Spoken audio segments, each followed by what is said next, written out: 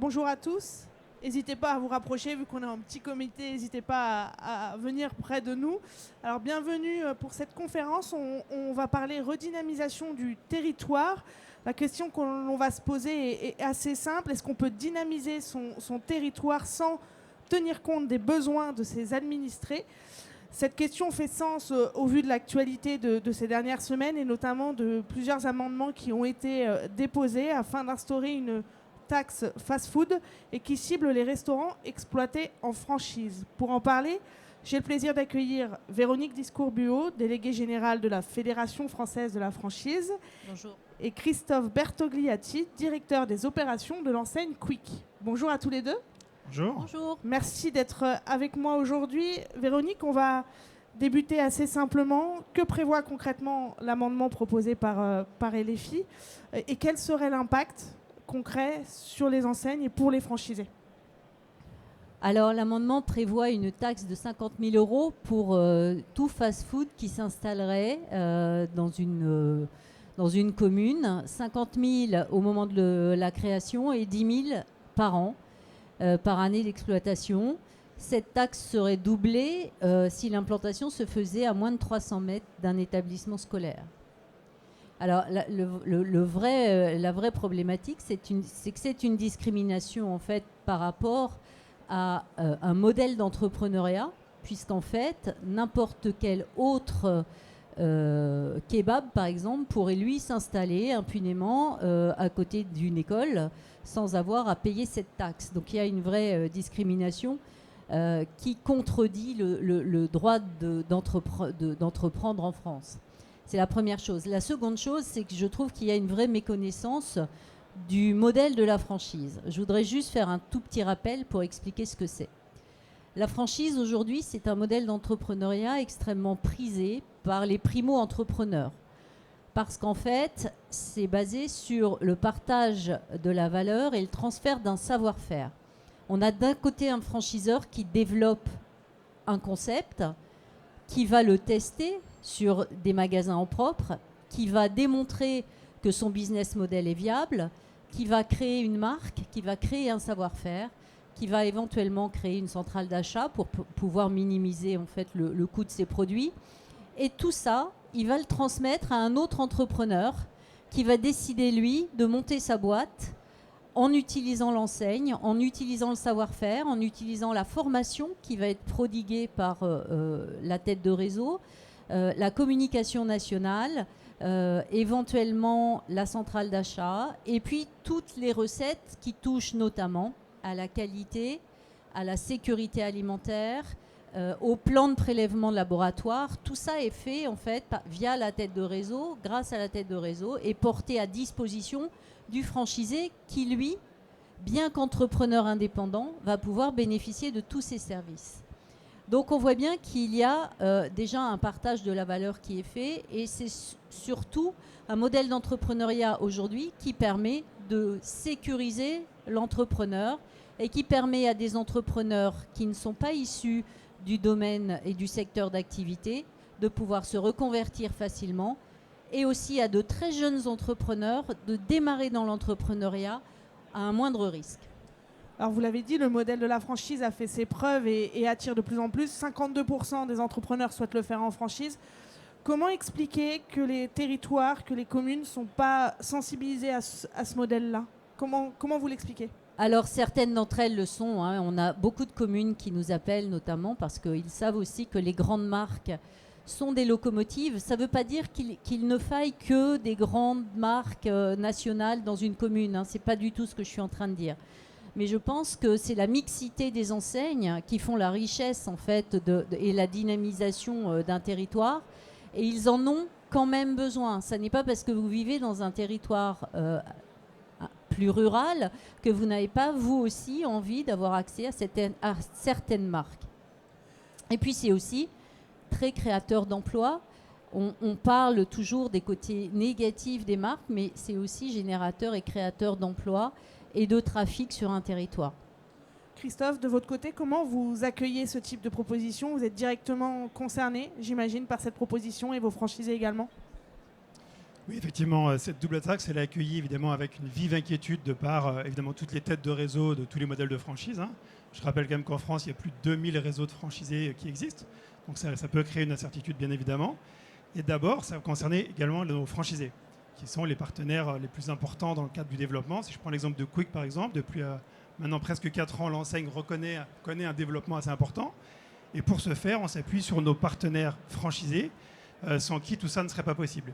Et donc, c'est eux, les patrons de PME, parfois des DPE, parfois des PME, qui vont être impactés financièrement directement par cette double taxe. Et là, ça pose un vrai problème sur le modèle économique, bien évidemment.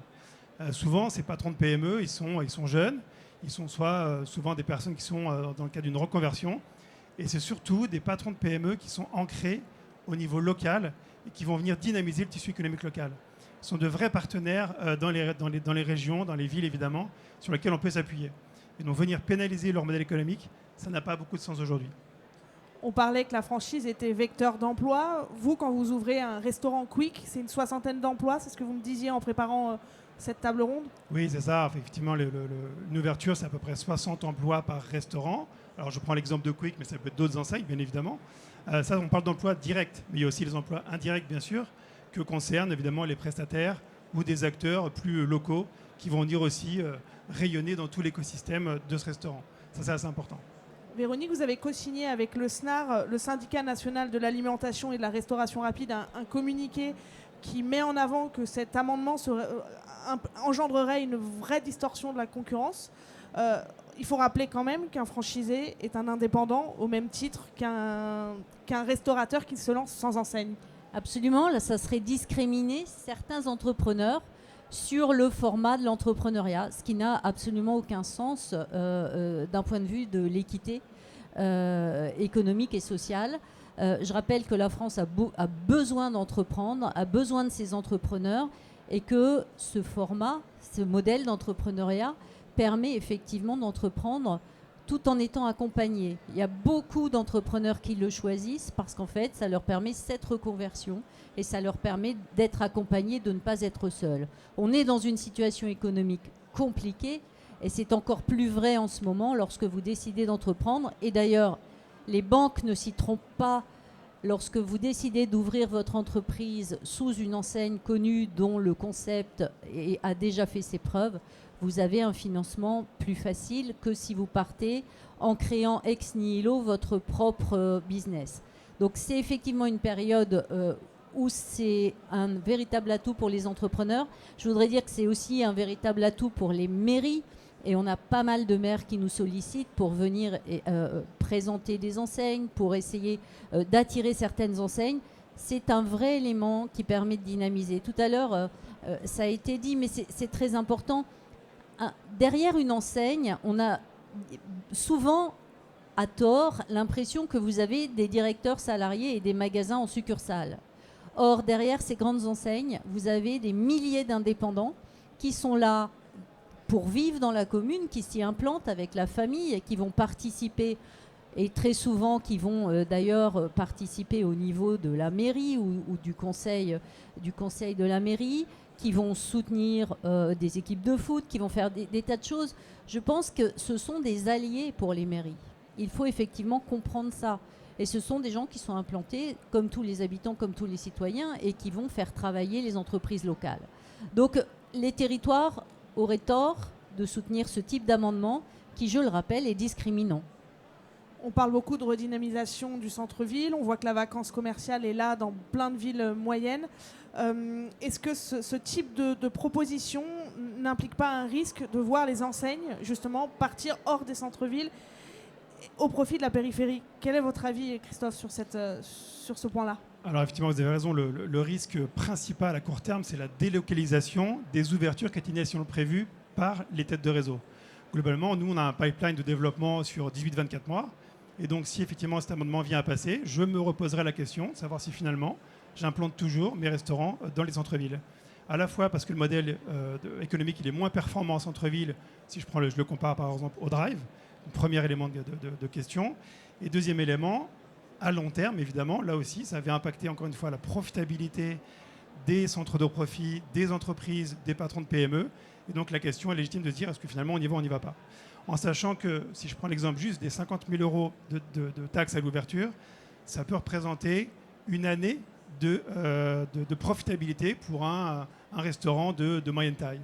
Et après, si on prend l'exemple de la taxe de 10 000 euros par an, là aussi, c'est un point de profitabilité qui est perdu pour ces jeunes patrons d'entreprise. Et le drame, il est là en réalité. Vous avez souligné un point tout à l'heure, Véronique, c'est que la franchise, ce n'est pas uniquement que des grandes enseignes.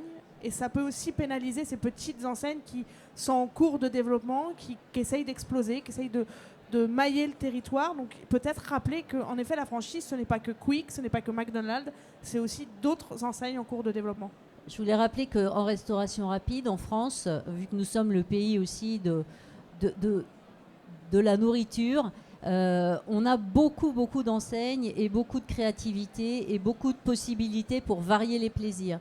Alors, bien sûr, on agite toujours le chiffon autour des grandes enseignes et du burger. D'abord, je voudrais dire que le burger, si c'est consommé de manière pas quotidienne, si c'est consommé régulièrement, mais en alternant avec autre chose, c'est pas pire. C'est pas une... Il n'y a pas un déséquilibre alimentaire en mangeant du burger de temps en temps. Et je voudrais rappeler qu'on a beaucoup d'enseignes de restauration rapide qui font aussi des salades. On a Eat Salad, on a Pokawa qui fait des bowls. Enfin, quand on parle de restauration rapide, on a tendance à noircir le tableau et à vouloir montrer de la malbouffe, des choses comme ça. Et je voudrais surtout rappeler que toutes ces grandes enseignes, y compris celles qui font du burger et qui satisfont à un besoin, j'insiste, sont des enseignes qui ont beaucoup travaillé sur l'équilibre alimentaire et surtout des enseignes qui garantissent le côté sanitaire des produits. Vous avez une traçabilité lorsque vous allez dans une grande enseigne, une traçabilité des approvisionnements, vous avez des passages de laboratoire qui sont obligatoires, vous avez des process de sécurité sanitaire qui sont enseignés à l'ensemble des salariés, chose que vous n'avez pas dans des toutes petites enseignes sans tête de réseau, sur lesquelles effectivement il n'y a pas les moyens de créer ces trainings. Peut-être un point sur comment vous régulez tout ça, vous suivez tout ça auprès de vos franchisés, parce que c'est un point important, c'est quand on va chez Quick, quand on va dans des grandes enseignes, on a quand même cette sécurité alimentaire et cette traçabilité. Oui, effectivement, je pense que sur les réseaux de franchise type restauration rapide, comme ça les grandes enseignes, le niveau de contrôle, évidemment, à la fois par les services officiels, il est très, très présent, parce qu'en moyenne, il y a à peu près 1000 convives, 1000 clients par point de vente en France, ce qui est relativement important. Et deuxièmement, il y a des contrôles qui sont faits par les têtes de réseau sur toutes les dimensions de sécurité alimentaire, de respect des process, qui permettent évidemment de sécuriser et puis de garantir la sécurité alimentaire et la santé de l'ensemble des consommateurs, bien sûr. Et deuxièmement, la franchise, c'est aussi un levier pour aller accompagner évidemment la montée en puissance, la montée en compétence des équipes à travers la formation continue. Ce que ne peut pas faire, bien évidemment, un indépendant, passez-moi l'expression, le petit kebab du coin ne sera pas capable d'aller accompagner et de faire profiter cet ascenseur social à l'ensemble de ses collaborateurs. La formation est un enjeu clé dans la restauration et dans le commerce, vous l'avez rappelé, mais comment faire comprendre tout ça aux élus et aux communes qui ne sont pas encore assez sensibilisées sur ces sujets ? Alors c'est pour ça qu'on est là aujourd'hui déjà. Et puis aussi, nous en tant que fédération, nous travaillons, c'est pour ça aussi qu'on a travaillé avec le SNAR, qui est en fait la fédération de la restauration rapide, à informer les députés, à informer les sénateurs. Donc nous leur avons adressé un courrier. Nous parlons aussi beaucoup à la presse, puisqu'on croit que la presse est un véritable relais d'opinion. Donc c'est le travail des fédérations essentiellement. Christophe, est-ce que vous sentez, quand vous vous installez sur certaines communes, dans certains points de vente, une défiance encore des villes sur le modèle de la franchise, sur le fast-food, sur fast-food égale forcément malbouffe, c'est ce qu'on disait, est-ce que c'est forcément pas sain ? Voilà, comment vous appréhendez tous ces points-là en local ? Alors nous, on fait à peu près une trentaine d'ouvertures par an auxquelles je participe à toutes les inaugurations, et les élus sont évidemment conviés, donc je peux en rencontrer une grande partie sur l'ensemble de la France chaque année. Et à l'inverse de cet amendement, les élus ne sont pas forcément contre l'implantation de restaurants Quick, parce qu'on vient là aussi dynamiser les territoires. Et c'est là que ça prend tout son sens. Il ne faut pas faire l'amalgame entre la malbouffe, qui finalement, la restauration rapide chez les adolescents ne représente que 4% de leur consommation, ce qui est relativement faible. Et à l'inverse, venir dynamiser les territoires, c'est ça notre rôle aujourd'hui. Je prends l'exemple de Quick. La création d'emplois, ça ne s'arrête pas à l'ouverture du restaurant. On va plus loin. On va aller s'engager de manière très pratique dans l'inclusion, dans la diversité, à travers notamment des partenariats avec la FAS, qui est la Fondation pour agir contre l'exclusion, présidée par Jean Castex. Et là, on vient chercher des populations qui sont plus loin de cet emploi-là. Et donc, on vient aider aussi, dynamiser et redonner du sens et de la cohésion sociale. Alors cet amendement n'est pas encore adopté, mais quid s'il l'est? Est-ce qu'il y a des solutions, que ce soit du côté de la fédération ou du côté des enseignes, pour passer outre, ou c'est la fin du centre-ville? Alors, ça, on espère très fortement qu'il ne passera pas. On va tout faire pour, on va tout faire contre en tout cas. Oui, ça c'est clair. En tout cas, ça n'empêchera pas certaines enseignes de s'implanter en centre-ville, bien évidemment. Mais encore une fois, ça va venir abîmer le modèle économique de nos partenaires. Et donc, ce sont eux les véritables chefs d'entreprise. Encore une fois, c'est quasiment 95% des franchisés chez Quick qui seront peut-être demain pas volontaires pour aller porter des projets en centre-ville. Ça, c'est sûr. Aujourd'hui, vous disiez que c'est une trentaine d'ouvertures par an. Quel est le ratio de succursales et de franchises? Est-ce que vous avez que des franchisés?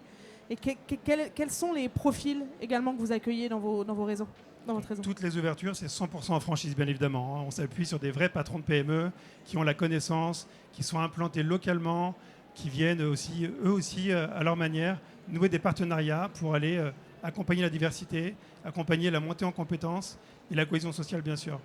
Donc, nous, on est vraiment 100% franchise, en tout cas, dans ce développement. Et donc, voilà, donc, ça nous semble intéressant dans ce cadre-là. Aujourd'hui, on a l'exemple de Quick, mais j'imagine qu'au sein de la fédération, vous avez d'autres adhérents qui vous remontent une inquiétude par rapport à cet amendement. Quels sont les retours que vous avez sur ce sujet? Je pense que l'ensemble des réseaux de restauration rapide sont extrêmement inquiets, effectivement. C'est en France un secteur extrêmement dynamique, la restauration rapide. Ça correspond aussi à un changement sociétal. On a bien vu depuis le Covid que la prise de repas hors foyer s'est accrue de manière importante.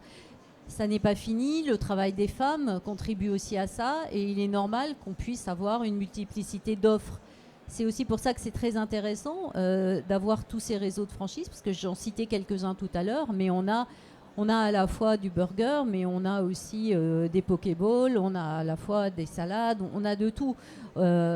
Encore une fois, la santé passe par la diversité de l'alimentation, donc je crois que notre offre aujourd'hui correspond bien aux besoins. Maintenant, il est effectivement très important que cet amendement ne passe pas. Je compte sur les maires et sur les députés pour qu'ils retrouvent leur bon sens. Et de vos échanges avec les maires et les députés par rapport à cet amendement, si vous en avez, est-ce que cet amendement semble décorrélé un peu de leur volonté sur le terrain de redynamisation du centre-ville? Est-ce qu'il y a des remontées de la part des élus sur cet amendement? Alors moi j'ai des remontées très intéressantes de la part des élus qui sont assez sur un champ d'investigation un peu différent. Les élus sont très inquiets aujourd'hui de la carence commerciale, c'est un fait, mais ils sont aussi très inquiets du fait que certains commerces soient des commerces ouverts pour faire du blanchiment. Et je voudrais dire que la franchise, c'est là aussi quelque chose de très intéressant pour éviter le blanchiment. Parce que ça n'est pas possible d'ouvrir en franchise un commerce qui serait utilisé à cela. Donc encore un atout sur le modèle. Est-ce qu'il y a un dernier point que vous souhaitez peut-être mettre en avant l'un et l'autre sur le modèle de la franchise, sur l'impact de cet amendement? Est-ce qu'il y a un point peut-être qu'on n'a pas évoqué qui vous semble important de mettre en avant, Christophe? Moi, je pense que ce qui est important de comprendre dans le monde de la franchise, c'est que ça vient revitaliser les centres-villes, parce que bien évidemment, toutes ces enseignes viennent s'implanter, souvent, de manière majoritaire en tout cas, dans des emplacements qui étaient déjà disponibles, qui avaient créé de la vacance commerciale. Et donc là, c'est un intérêt évidemment de laisser la franchise s'installer et se développer sur les territoires. Et moi, je voudrais juste dire que depuis 6 ans que je suis à la fédération, j'avais fait le pari que c'était un modèle d'entrepreneuriat qui permettrait à des plus jeunes de devenir entrepreneurs et à plus de femmes de devenir entrepreneurs. C'est un pari qu'on est en phase de gagner grâce à l'explication, grâce à la promotion que la fédération fait sur ce modèle d'entrepreneuriat unique. Et je trouverais très dommage que ce type d'amendement vienne dégrader cette grande tendance, puisqu'on a de plus en plus de femmes et de plus en plus de jeunes, diplômés et non diplômés, je le dis, hein, parce qu'on a quand même un tiers des entrepreneurs en franchise qui ont tout juste le bac ou même, voire pas du tout de diplôme. Donc c'est très très important d'avoir cet ascenseur social qu'est la franchise. Merci beaucoup à tous les deux pour ces explications. Merci. Est-ce que dans la salle, il y a des questions pour nos témoins? Aucune? C'est qu'on a été super clair. Merci beaucoup à tous les deux. Merci et bonne à fin de vous. journée sur le salon.